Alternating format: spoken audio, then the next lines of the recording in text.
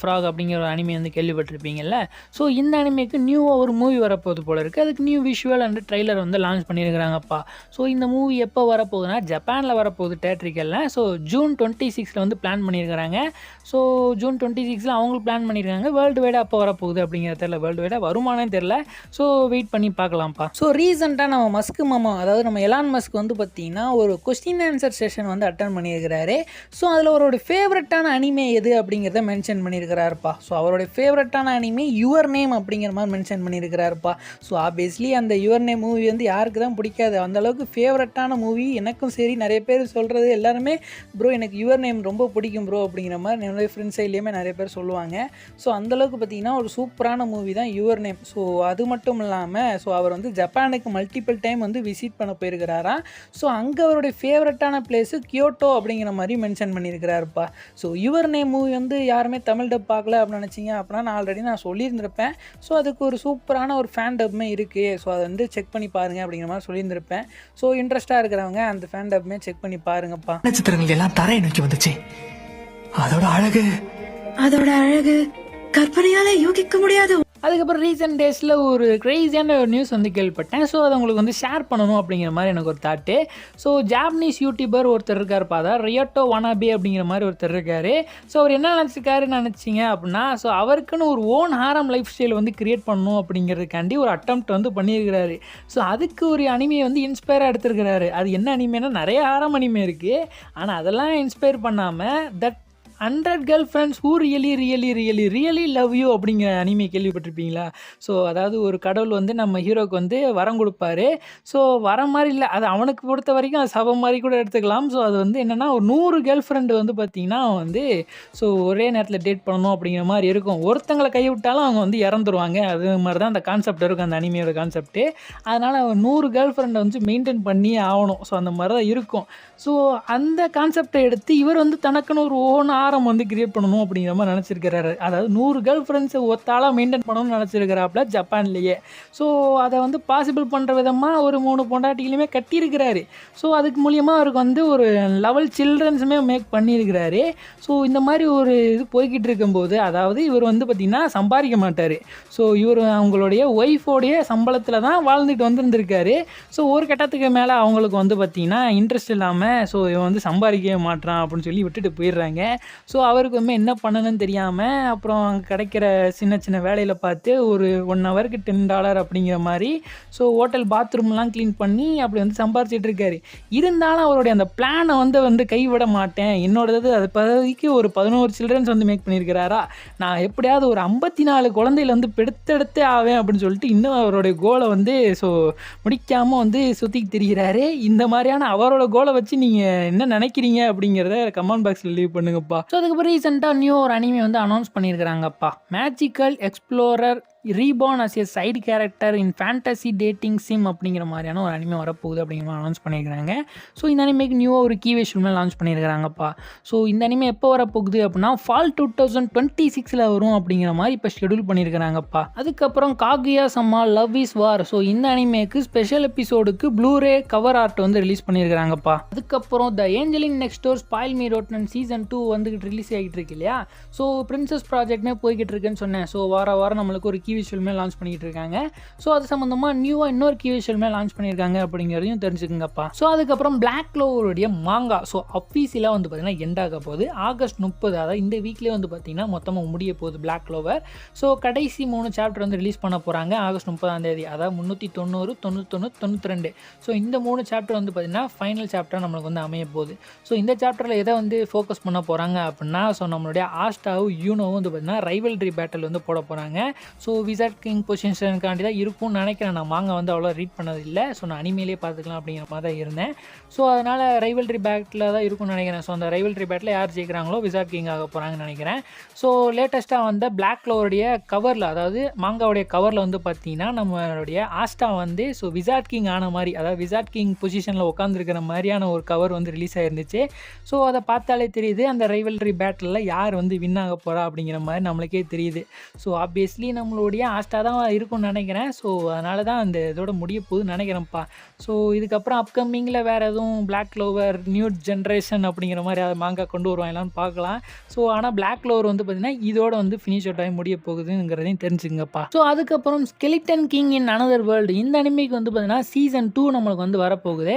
So எப்போ schedule பண்ணியிருக்காங்கன்னா ஜூலை 2026 வரப்போகுது அப்படிங்கிற மாதிரி சொல்லியிருக்காங்கப்பா. ஸோ இந்த அனிமேக்கு நியூவாக ஒரு ட்ரெய்லருமே லான்ச் பண்ணியிருக்காங்க.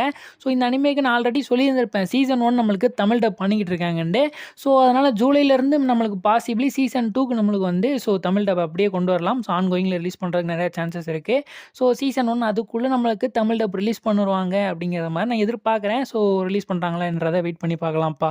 அதுக்கப்புறம் மை ஹீரோ அகாடமியோட ஸ்பெஷல் எபிசோட் ஒன்று வந்து ரிலீஸ் ஆக போகுது அப்படிங்கிற மாதிரி நான் ஆல்ரெடி சொல்லியிருந்திருப்பேன். ஜம்ப் ஃபெஸ்டாலே அவங்க வந்து கன்ஃபார்ம் பண்ணியிருந்திருப்பாங்க. ஸோ ப்ரொடக்ஷன் டீமே ஸோ நாங்கள் வந்து ஒரு எபிசோட வந்து எக்ஸ்ட்ரா வந்து ரிலீஸ் பண்ண போகிறோம். அதாவது சீசன் 8 வந்து ஆல்ரெடி முடிஞ்சிருக்கும்.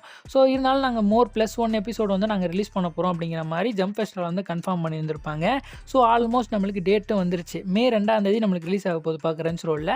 ஸோ அதுக்கு ஸ்பெஷலாக நியூவாக ஒரு ட்ரெய்லர் வந்து லான்ச் பண்ணியிருக்காங்க அப்படிங்கிறதையும் தெரிஞ்சுங்கப்பா. ஸோ அதுக்கப்புறம் நம்ம ஆல்ரெடி கன்ஃபார்ம் பண்ணதான் ஓகி அண்ட் தி காக்ரோச்சஸ்க்கு வந்து பார்த்திங்கன்னா சீசன் 9 வந்து நியூவாக கொண்டு வர போகிறாங்க அப்படிங்கிற மாதிரி சொல்லியிருந்திருப்போம். ஸோ இப்போ இதுக்கு வந்து நியூவாக ஒரு கீ விஷுவல் மாதிரி லான்ச் பண்ணியிருக்கிறாங்க. ஸோ விஷுவல் மாதிரி லான்ச் பண்ணியிருக்கிறாங்க. ஸோ நான் ஆல்ரெடி சொன்ன மாதிரி 78 நியூ எபிசோட்ஸ் இருக்க போகுது இந்த சீசன் 9ல். எல்லா எபிசோடும் 7 மினிட்ஸ் இருக்க போகுதுப்பா.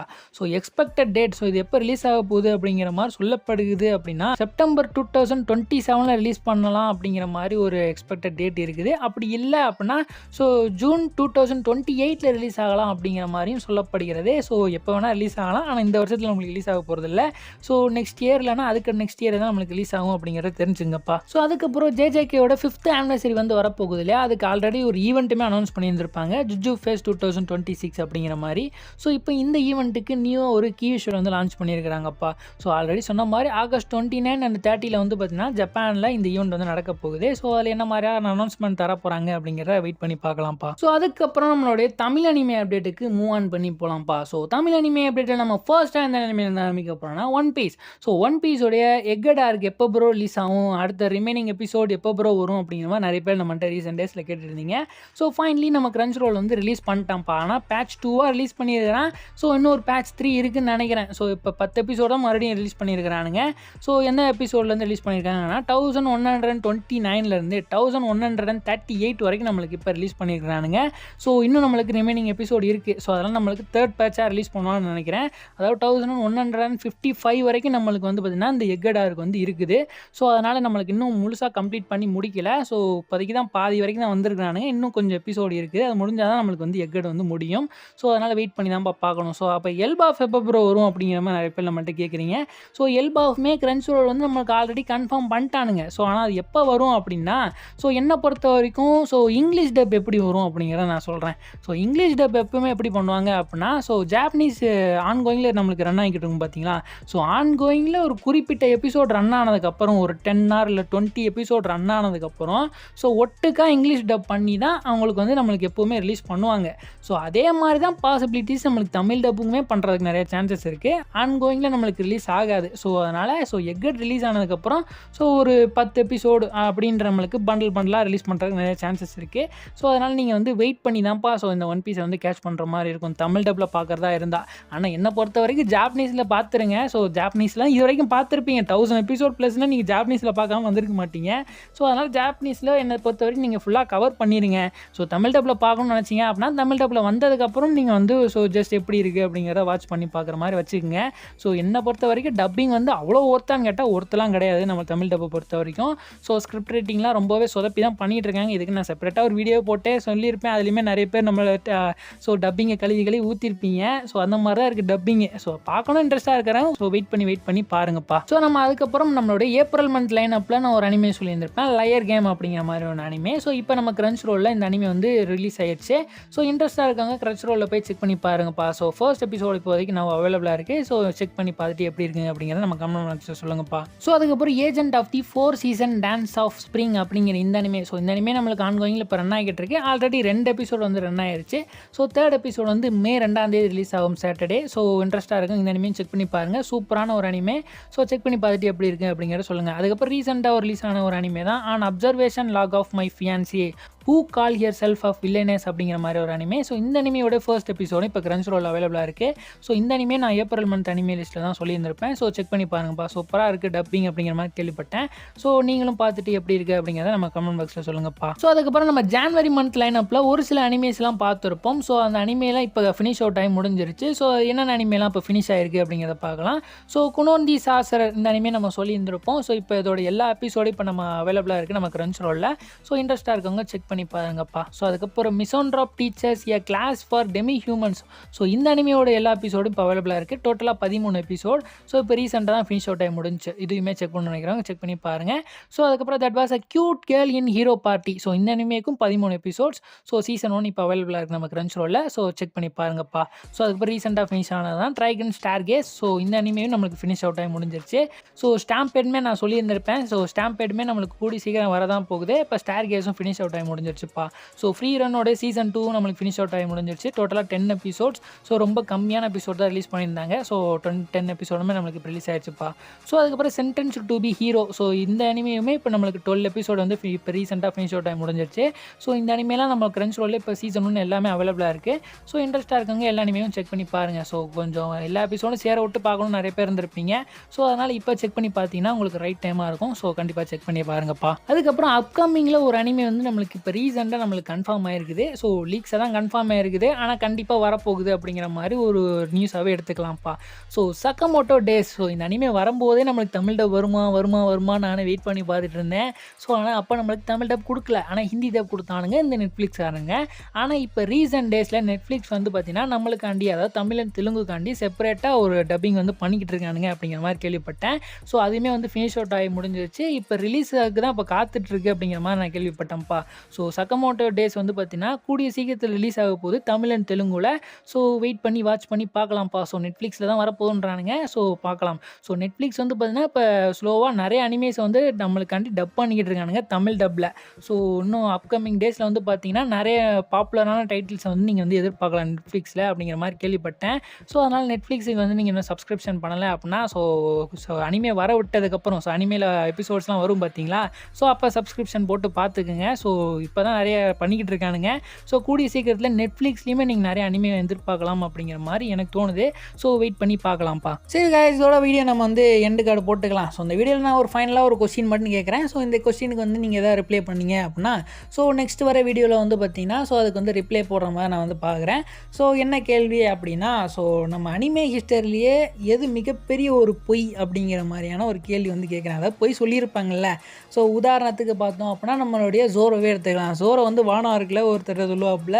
ஸோ நான் வந்து டைரக்ஷன் காட்டுறதுல வந்து பார்த்தீங்கன்னா ஒரு மிக சிறந்த ஆள் அப்படிங்கிற மாதிரி சொல்லுவாப்புல.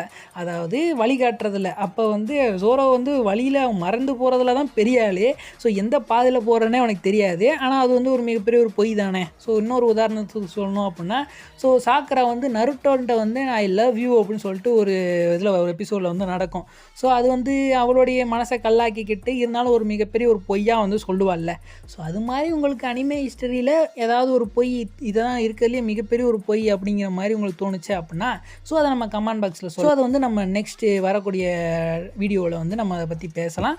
ஸோ இத்துடன் விடைபெறுவது நான் உங்கள் அனி குருஜி.